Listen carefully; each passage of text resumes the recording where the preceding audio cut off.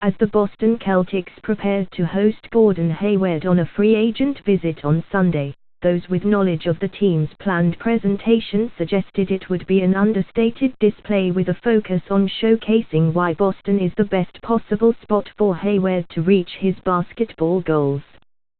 Celtics coach Brad Stevens, who coached Hayward for 2 seasons at Butler University, is expected to lead a film session in which he'll spotlight the ways Boston can utilize Hayward's talents.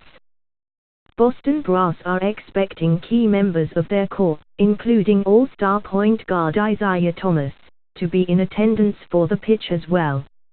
Images of Hayward photoshopped in a Heat uniform circulated on social media Saturday after being spotted outside American Airlines Arena.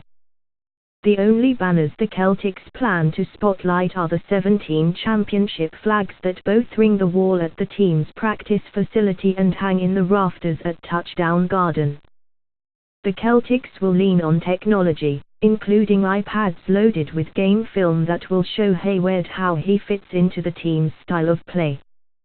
Stevens often engages in film sessions with potential draftees as they visit, and he will try to show Hayward how he can maximize the all-star skill set in Boston.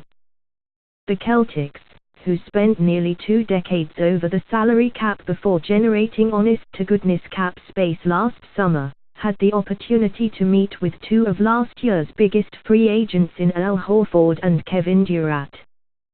Those experiences will help guide this year's pitch to Hayward. Knowing Horford's basketball-focused personality, the Celtics centered their presentation on the team's potential and how Horford fits in on the court. The Celtics believe that Hayward will put a premium on seeing how Boston is set up for sustained future success. Stevens can offer firm details on how he would be utilized alongside the likes of Horford, Thomas and Boston's core. Thomas, who had been vacationing with his family near San Diego this week, was expected to fly cross-country to be part of the presentation. The Boston Globe reported Saturday that Horford was in town for the pitch, as well. Some of Boston's younger players, such as Marcus Smart, have been at the team's facility this week working out alongside the Celtics summer leaguers as they prepare to open summer action on Monday in Utah.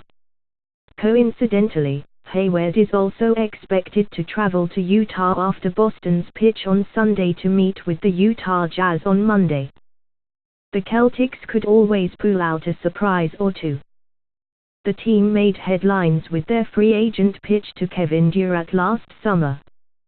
Celtics president of basketball operations Danny Ainge showed up in the Hamptons wearing Durant's signature shoes, and the team brought along New England Patriots quarterback Tom Brady for the meeting.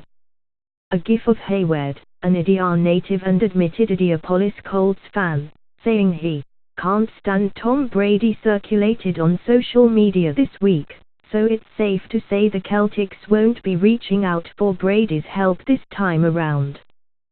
Stevens could call in a favor from Peyton Manning, but the team seems likely to keep the surprises to a minimum with its presentation. The Celtics feel like they know what will resonate with Hayward, and that's why they'll keep the focus on the on-court product. After agreeing to a 4-year, $113 million contract with Boston last summer, Horford noted how Stevens, Boston's young core and the team's ability to contend long-term resonated with him. Horford joined Boston after 9 seasons in Atlanta and can tell Hayward why it's worth leaving the comfort of a familiar situation. Looking at Boston, at what's ahead, the position that I see here, not only with the owners and the Graham and Coach Stevens, I feel like they are heading there, Horford said at his introductory news conference last July. I like the direction that I saw when I met with them. I felt comfortable. I felt confident in the potential and what can be.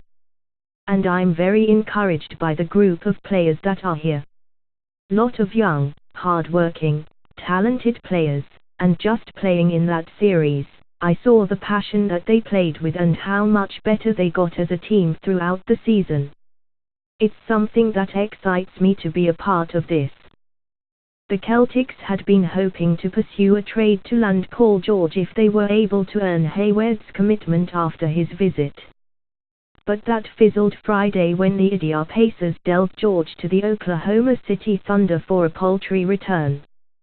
Boston had made two strong offers, one at February's trade deadline, 4 first-round picks, including what became the number 1 pick, and again at last month's draft, 3 first-round picks and 2 starters, according to league sources. Instead, Indiana moved George for 2 players, Victor Oladipo and Domantas Sabonis, and no picks. Many in the Celtics organization appeared as perplexed as the rest of the league by Indy's decision. The Celtics will likely use George's decision to point out how the road to the NBA Finals is much less daunting now in the East.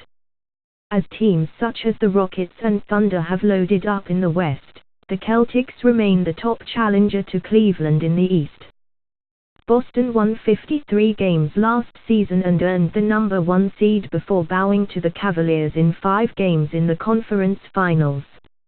After Team Brass make their basketball-focused presentation to Hayward, they are expected to whisk him and his wife, Robin, off to dinner and show them around Boston.